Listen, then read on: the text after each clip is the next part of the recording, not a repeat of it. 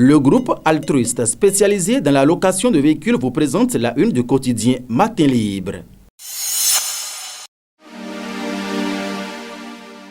Sénégal. Bravo au médiateur de la République. Face à la tension, il a su attirer l'attention de Macky Sall. Nous avons le devoir de marquer une pause et de les écouter. Une valeur qui doit faire école dans d'autres pays. Telle est la manchette du quotidien Matin Libre dans sa livraison de ce jeudi 18 mars 2021. Mesdames et messieurs, bonjour.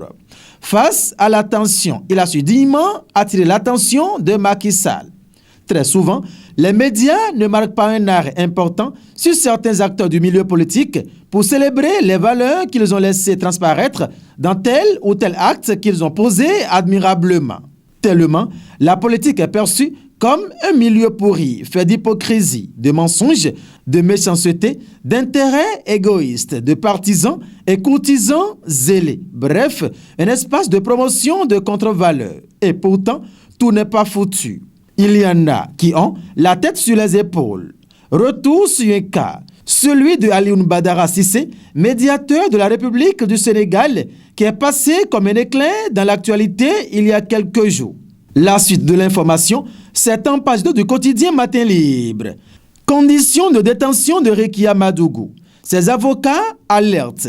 En page 10, cette information est à lire. En fausse manchette bas du côté droit, travail des enfants. Le port de Cotonou interdit d'accès aux mineurs. Pour en savoir plus, allons en page 3. Air Sénégal. La compagnie désormais en Afrique centrale avec des prix attractifs. C'est une information à retrouver en page 2 du quotidien Matin Libre dans sa livraison de ce jour. Et pour finir, résolution de situation administrative.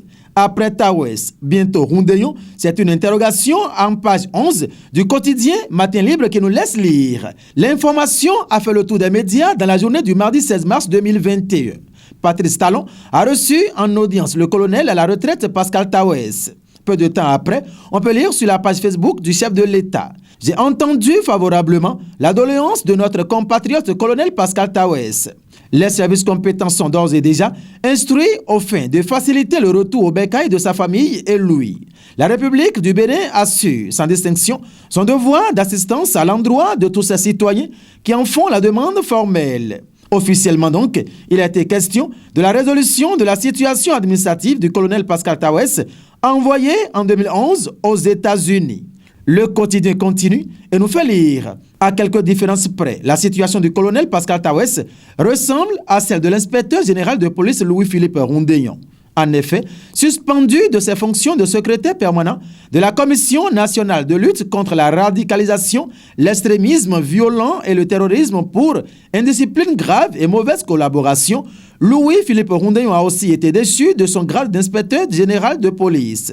Depuis, il n'a cessé d'écrire au chef de l'État pour se plaindre du traitement dont il est victime et réclamer justice. Outre sa situation personnelle qu'il juge illégale, Louis-Philippe Roundéon dénonce aussi le maintien régulier en service de certains fonctionnaires de l'ex-police nationale au-delà de l'âge de mise à la retraite, avant l'entrée en vigueur de la loi numéro 2015-20 du 15 juin 2015 portant statut spécial des personnels des forces de sécurité publiques et assimilés. Seulement, toutes ces lettres sont restées jusqu'à ce jour sans réponse. Est-ce parce qu'à la différence du colonel Pascal Tawes, les faits dénoncés par Louis-Philippe Roundéon se sont passés sous la rupture ou c'est juste une question de timing?